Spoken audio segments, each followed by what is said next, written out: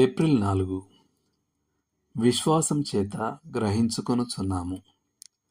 హెబ్రీలకు రాసిన పత్రిక 11వ అధ్యాయము 3వ వచనం.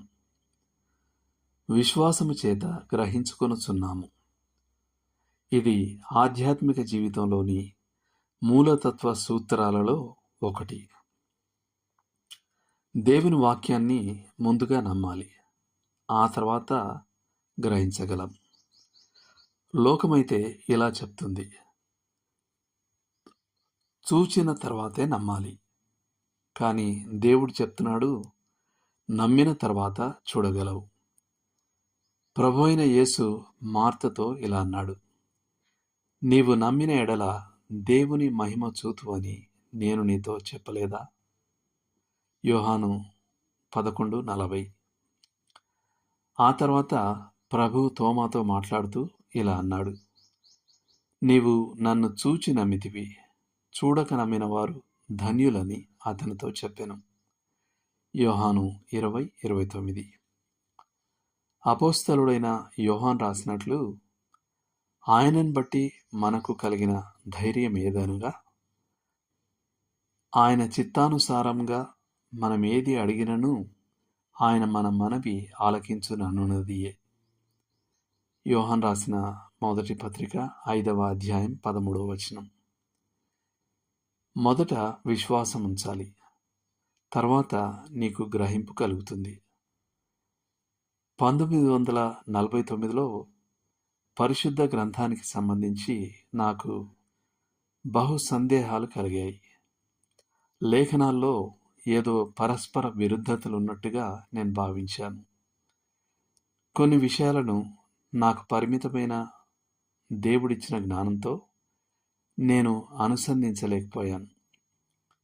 బోధించడానికి నేను నిలబడ్డప్పుడు గతకాలపు ఉపదేశకులకు లభించిన గొప్ప అధికారంతో కూడిన ధ్వని నాలో లేకుండా పోయింది.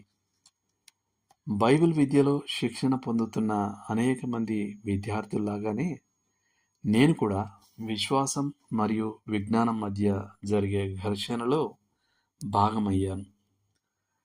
ఈ ఆత్మ పోరాటం ఫలితమే నా సేవా రంగంలోని దిశను నిర్దేశించగలిగింది అని బిల్లీ గ్రాహం గారు తన జీవితంలో ఈ సూత్రం ఎలా నిజమైందో ఈ విధంగా వివరించాడు. ఆ సంవత్సరం ఆగస్టు నెలలో లాస్ ఏంజలీస్ సమీపంలోని కొండ ప్రాంతాల్లో ఉన్న ఫారెస్ట్ హోమ్ అనే ప్రెస్బిటేరియన్ కాన్ఫరెన్స్ కేంద్రానికి నేను ఆహ్వానించబడ్డాను.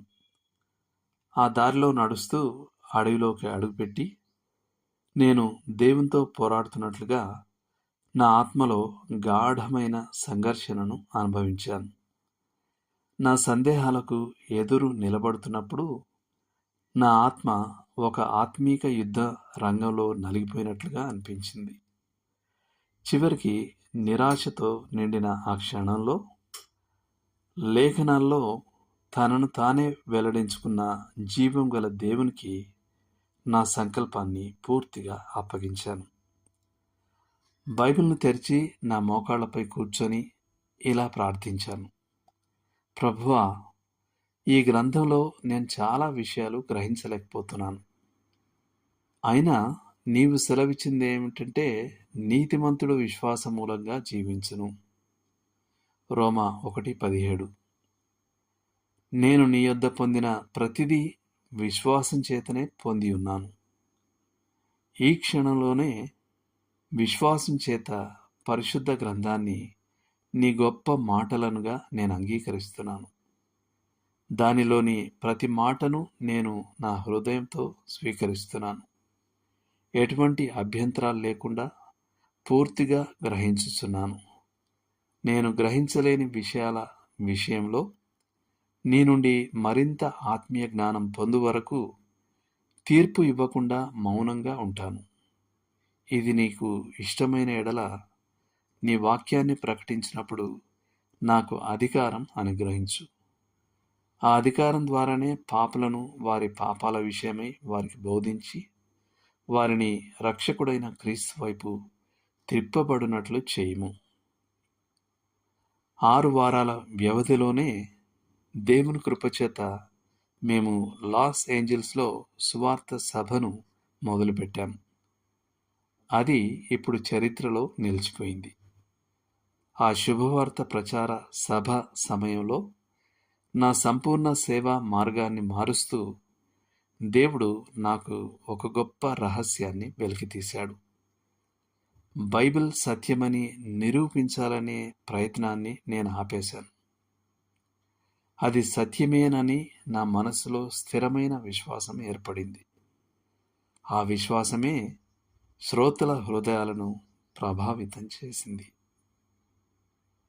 దేవుడు మిమ్మల్ని దీవించునుగాక. ఆమేన్.